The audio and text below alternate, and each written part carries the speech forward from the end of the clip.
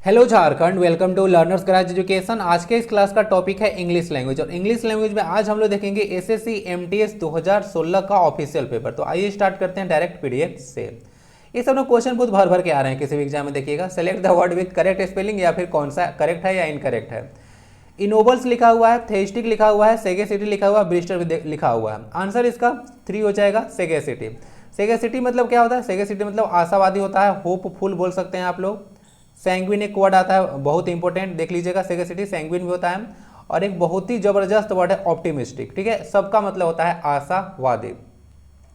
जो इनोबल वर्ड देखने को मिल रहा है, ENNOBLE होता है यह वर्ड। इनोबल मतलब है किसी को ऊंचा पद दे देना, ठीक है, उसको बोलते हैं इनोबल। उसके बाद जो थेस्टिक देखने को मिल रहा है, लास्ट में के हटा दीजिए, सही हो जाएगा स्पेलिंग। थेस्टिक मतलब होता है जो भगवान में विश्वास करने वाला एक आदमी, उसको बोलते हैं थेस्टिक। और ब्रिस्टल में से जो इसका सही स्पेलिंग होगा BRISTLED होगा ना, या ब्रिस्टल ऐसे सिंपल में लिखे तो होगा V1 में। ओके, तो ये था। लास्ट में यहाँ पे टी के बाद ई नहीं लगेगा, यही एरर था इसमें। ओके, तो सारा क्लियर हो गया। ब्रिस्टल मतलब होता है ना कोई बालदार चीज, उसको बोलते हैं ब्रिस्टल। क्वेश्चन नंबर 77 देखा जाए, फिलर है। The insecticide is very powerful and can kill a dash of insects. क्या? Volume of, spectrum of, rainbow of या प्लेथोरा ऑफ। देखिए यहाँ पे तो वॉल्यूम तो आपको लग नहीं रहा कि होगा, स्पेक्ट्रम इसका सही आंसर होगा। क्यों? स्पेक्ट्रम मतलब होता है ना हर रेंज का, ठीक है, यानी कि इसका मतलब होता है रेंज। जो श्रेणी होता है ना उसको आप लोग रेंज बोलते हैं, तो रेंज को स्पेक्ट्रम ही बोला जा सकता है। तो यहाँ पे बोला जा रहा है वाइड डैश ऑफ इंसेक्ट्स, कहने का मतलब जितना भी लोकस्ट फोकस्ट आ रहा है सबको उड़ा के ले जाएगा। ये इतना खतरनाक पावरफुल बोल सकते हैं इंसेक्टिसाइड है, स्पेक्ट्रम है। ठीक है, तो स्पेक्ट्रम इसका सही वर्ड हो जाएगा। स्पेक्ट्रम मतलब रेंज होता है। प्लेथोरा का मतलब बहुत ज़्यादा मात्रा में होता है, इसको वर्ड याद रखिएगा, वर्ड काफ़ी इंपॉर्टेंट है। प्लेथोरा मतलब होता है एबंडेंट। क्वेश्चन 78 देखा जाए, a soldier or sailor who rebels or refuses to obey the order of a person authority. 1857 का क्रांति तो आपको याद होगा, उसमें पर्सन इन अथॉरिटी कौन था? ब्रिटिश लोग। और उसके प्रति क्या कर दिए थे? जो सेलर थे, या बोल सकते हैं एक तरह का जो सोल्जर थे, वह जो थे से रिफ्यूज कर देते थे जो ऑर्डर दे रहा था। रीजन क्या था आपको पता होगा, बहुत सारा कारण था। डॉक्ट्रिन ऑफ लैप्स था 1857 के लिए, प्लस में जो आपका गाय और सुअर का जो कारतूस था वो वाला कहानी आपको याद होगा। तो वो सब जो होता है जब कोई कर देता है तो उसको आप लोग क्या बोलते हैं? तो उसको बोलते हैं म्यूटनियर, यानी कि सिपाही मुटनी। तो पढ़े होंगे आप लोग 1857 क्रांति को, सिपाही म्यूटनी यानी कि सिपाही विद्रोह के नाम से भी जाना जाता है, तो उसको म्यूटनियर के नाम से ही जाना जाता है। ओके, एनार्चिस्ट एक ऐसा पर्सन होता है ना जो चाहता है कि कोई रूल रेगुलेशन रहे ही नहीं, ठीक है, वो होता है एनार्चिस्ट। और अराजकता फैलाने वाला इंसान को एनार्चिस्ट बोला जाता है। अब ये क्वेश्चन को इंप्रूव करना है, देख लीजिए 79 को। Many such mishaps can be avoided if we are careful. कि इसमें कोई गड़बड़ी है? कोई गड़बड़ी नहीं है सेंटेंस में, तो ऑप्शन नंबर 4 लगा लीजिए। क्यों? मेनी सच मिसहैप्स, ठीक है, ऐसा बहुत सारा mishaps can be avoided, avoid किया जा सकता है, यानी कि कैन के बाद यहाँ पे बी लगा हुआ है, बी के बाद V3 यूज होता है। नॉर्मल फॉर्म में जो है मॉडल्स के बाद डायरेक्ट जो है मॉडल वर्ब्स है, तो उसके बाद जो है V1 यूज होता है, बट बी के बाद जो है V3 यूज किया जा सकता है क्योंकि वो पैसिव फॉर्म में बन जाता है। इफ वी आर केयरफुल, ठीक है, वी इफ के बाद क्या लगा हुआ है? वी, तो वी के साथ क्या लगेगा? प्लूरल वर्ब आर लगेगा। तो इसमें कोई सेंटेंस में गड़बड़ी देखने को नहीं मिलेगा। ओके, क्वेश्चन नंबर नेक्स्ट देख लेते हैं। Select the word with correct spelling. ये भी ना क्वेश्चन अच्छा है, ऐसे क्वेश्चन देखिए आते ही हैं, एक दो क्वेश्चन। लिखा हुआ है एनबोलिज्म, एजेंडोम्स, इसके बाद लिखा हुआ है नेग्लिजी, उसके बाद हेकलिंग लिखा हुआ है। देखिए सही स्पेलिंग इसका ना हेकलिंग हो जाएगा। बाकी सारे वर्ड्स में क्या क्या गलती है यहाँ पे बताता हूँ। देखिए जो इम्बोलिज्म होता है वो इसको ना इम्बोलिज्म ऐसा लिखा जाता है, EMBOLISM। उसके बाद एजेंडम ऐसा कुछ नहीं होता है, एजेंडम, एजेंडम लिखाता है, वो लिखाता है AJENDUM, एजेंडम। ओके, ये एजेंडा का प्लूरल है ना, ध्यान रखिएगा। एजेंडम जो है एजेंडा का प्लूरल है, सही बोल रहा हूँ जी? नहीं, एजेंडम जो है वह एक सिंगुलर वर्ड है, एजेंडा जो होता है इससे प्लूरल वर्ड होता है। नेग्लिजी ऐसा कुछ वर्ड नहीं होता है, इसको देख लीजिएगा। नेग्लिजी एक तरह का गाउन जैसा एक वस्त्र होता है ना, डबल ही लगा दीजिएगा तब नेग्लिजी बनता है, बाकी एक नेग्लिजिबल वर्ड भी होता है। ओके, हेकलिंग यहाँ पे सही वर्ड था, स्पेलिंग इसका, तो 4 आंसर हो गया। क्वेश्चन नंबर 81 देखा जाए, आपको पता होगा कि इसमें एरर पता करना है। He swam dash he swam to an island that was not far away, इसमें क्या एरर है, इसमें भी जो है आपको कोई एरर देखने को नहीं मिलेगा। ही स्वेम टू एन आइलैंड, एक आइलैंड पे चला गया था, तो आइलैंड के पहले आर्टिकल एन लगा हुआ है, बिल्कुल सही है। दैट वाज नॉट, अब यहाँ पे दैट लगा हुआ है कंजंक्शन, और इसके पास बाद वाज आया है, तो इस आइलैंड के लिए वाज आया है, तो सिंगुलर वर्ब आया है, तो कोई दिक्कत नहीं है। Which was not far away, जो कि ज़्यादा दूर पर नहीं था, तो इसमें कोई दिक्कत देखने को नहीं मिलेगा।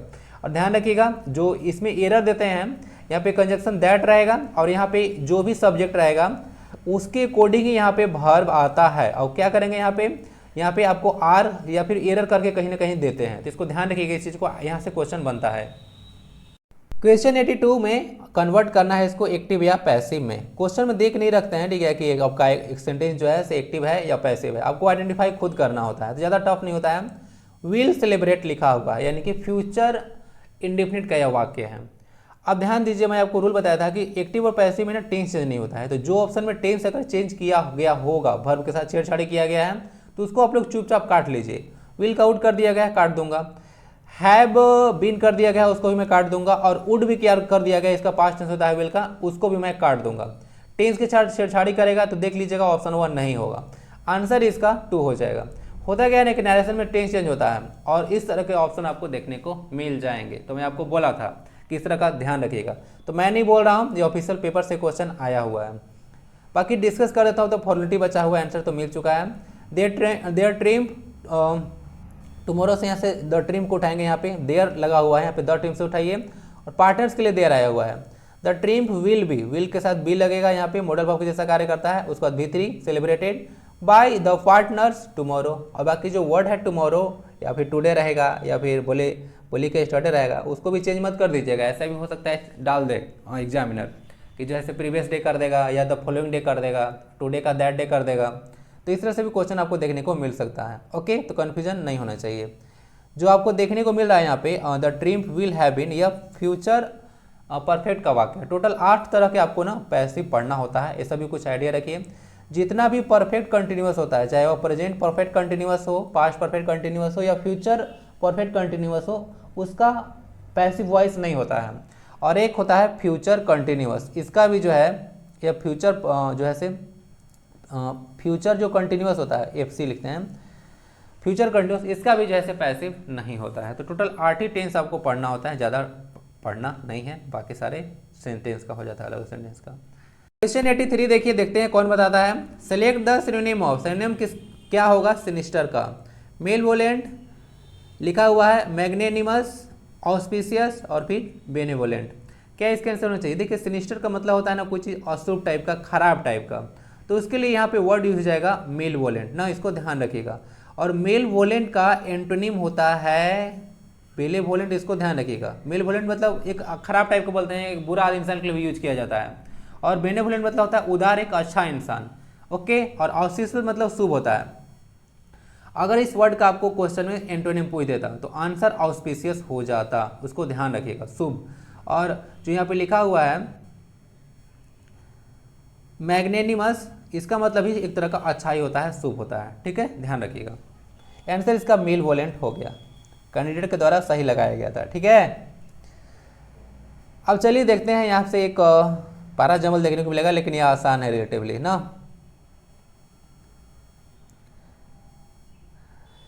एवरी गवर्नमेंट वांट्स, ध्यान दीजिएगा, एवरी गवर्नमेंट वांट्स, उसके बाद all they have so many votes to shower favours on farmers after. अब ध्यान दीजिए, मैं तो जब इसको बनाया था ना, तो कैसे बनाया था, एक वर्ड होता है आफ्टर ऑल, तो मेरा करेक्ट हो गया था। आफ्टर ऑल मतलब आखिरकार, तो आर के बाद मेरा पी आ गया था। अब देखिए ऑप्शन में थोड़ा देखिए, कहीं आर के बाद डायरेक्ट पी है, अभी आपको आर के बाद पी 2 ऑप्शन मिल रहा है, यानी कि ऑप्शन नंबर 2 में मिल रहा है और ऑप्शन नंबर 4 में मिल रहा है। बाकी ए और सी को यहाँ पे एलिमिनेट कर लिया जाता है। पढ़ लीजिए, एवरी गवर्नमेंट वांट्स। अब वांट्स के बाद क्या लगना चाहिए? ऑब्वियस सी बात है, आप लोग कुछ चाह रहे हैं तो कुछ बोलना चाह रहे होंगे, तो यहाँ पे इंफिनिटिव दीजिए, तो 2 + V1 यानी कि 2 + सोवर लगेगा। तो यहाँ से आपको पार्ट मिल चुका है कि क्यू होगा, तो QRP इसका सही हो जाएगा। तो every government wants to shower favours on farmers after all they have so many votes, यानी कि इंडिया में तो पता होगा कि मोर देन 70% अगर बोल सकते हैं कि जो पॉपुलेशन होता है एग्रीकल्चर पर डिपेंड करता है। तो वहाँ से फार्मर का ज़्यादा वोट होता है, तो यहाँ से कनेक्ट कीजिए कि ज़्यादा वोट होता है, इसीलिए जो है से उनको ऊपर ज़्यादा उनको क्या करता है, फेवर करता है। ठीक है, कि किसान हमारे भाई बंधु हैं, ये हैं तो वो हैं। ओके, बाकी सबसे ज़्यादा सुसाइड किसानी कर रहे हैं। आंसर कहाँ पे चला गया, मैं ही भूल गया क्या?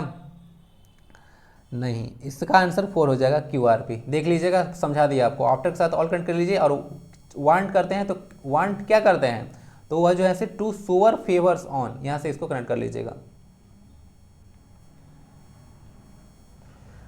नेक्स्ट क्वेश्चन है द टू चिल्ड्रन। इंस्ट्रक्शन तो आप लोगों को पता होगा, इसमें एरर पता करना है। ओके, उतना तो पता रहता है, इतना प्रैक्टिस आप लोग करके जाते हैं ना कि पहले ही से पता रहता है कि क्या करना है। इंस्ट्रक्शन पढ़ने का कोई मतलब नहीं बनता है, time pass. The two children were identical except for the colour of their eyes. इसमें क्या गड़बड़ी है? देखिए यहाँ पे कलर 4 नहीं होना चाहिए, कलर ऑफ होना चाहिए ना, इसको देख लीजिएगा। प्रीपोजिशन यहाँ पे गलत यूज किया हुआ था, 4 की जगह पर ऑफ लगा दीजिए, आपका सेंटेंस ग्रामेटिकल करेक्ट हो जाएगा। The colour of their eyes होता है noun plus of plus noun का भी यहाँ पे होता है। ओके, किस चीज़ के बारे में आप लोग बात करते हैं तब। ओके, संबंध भी बताता है यहाँ पे, the colour of their eyes. तो दोनों में कोई अंतर नहीं था। और चिल्ड्रन के साथ आपको मैं पहले बता चुका हूँ, सतर्क रहिएगा, एक प्लूरल वर्ड है ना, इसके साथ वेयर यानी कि प्लूरल वर्ब यूज किया था, तो यहाँ पे बिल्कुल सही था।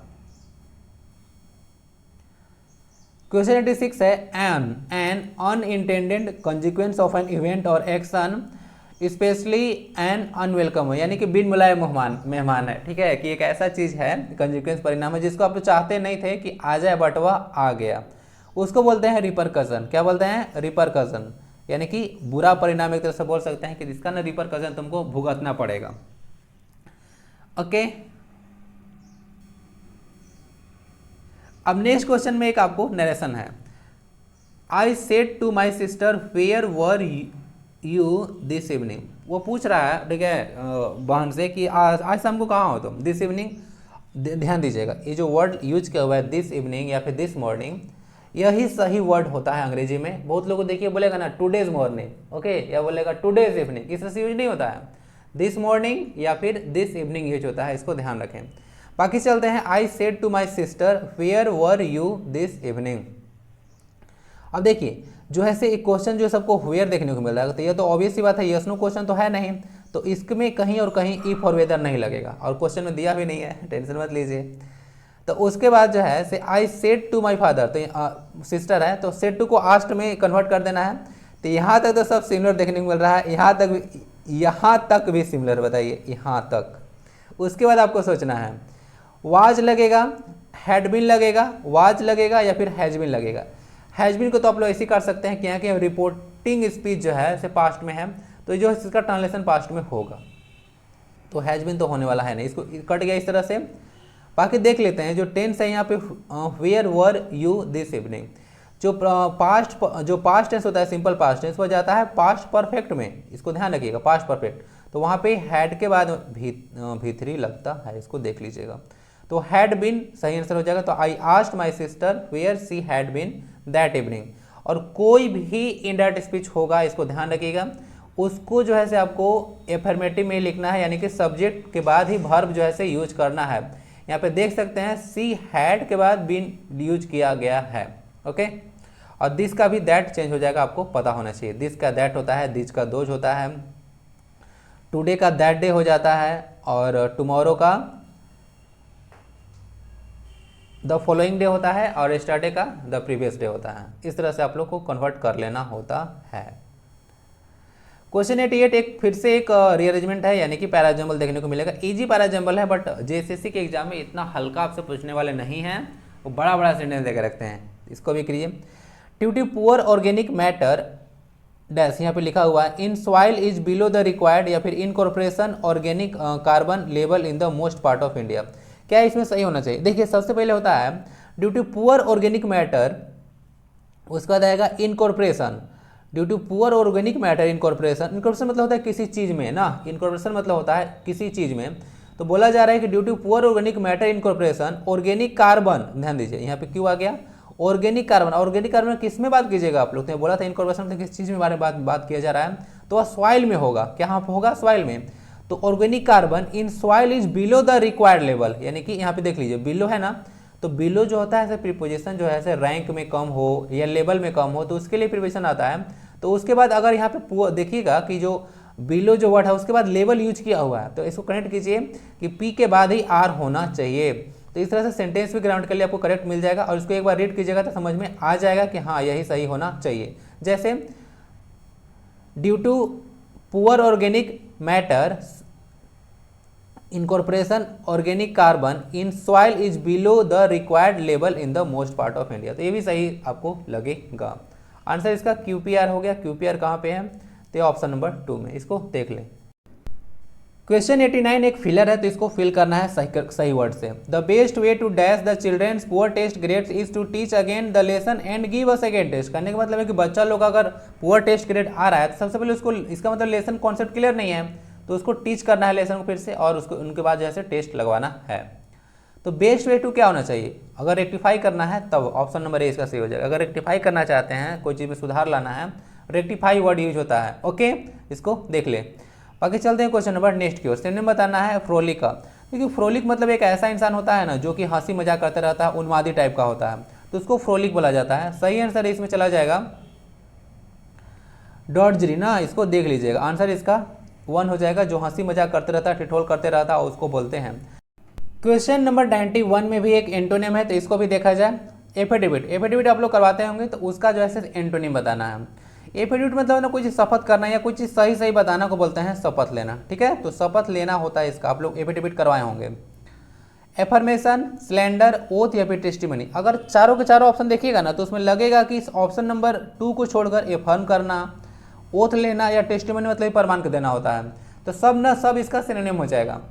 इसका एंटोनिम होगा स्लैंडर। तो ये स्लैंडर मतलब होता है कोई चीज़ झूठा चीज़ बताना या झूठी निंदा करना, तो झूठ बोलना के बारे में जो है से आप लोग यूज कर सकते हैं स्लैंडर, इसको ध्यान रखिएगा।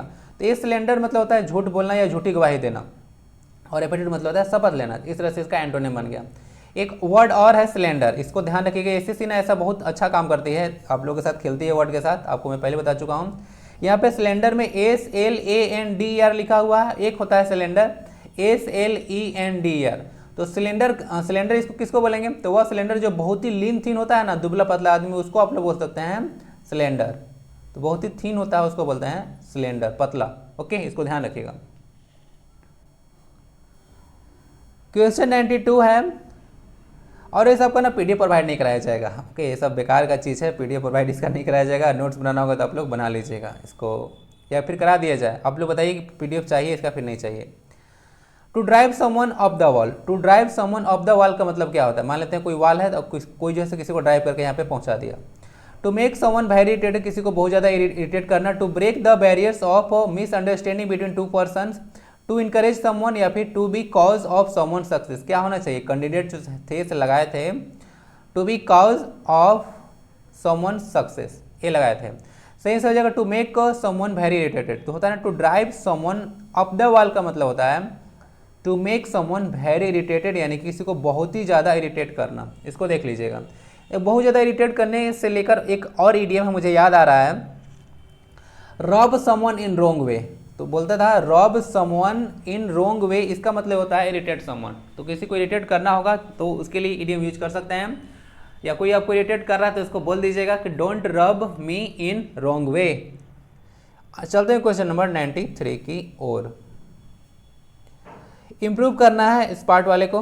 The candidate was so ignorant that the officer was compelled for asking him to leave.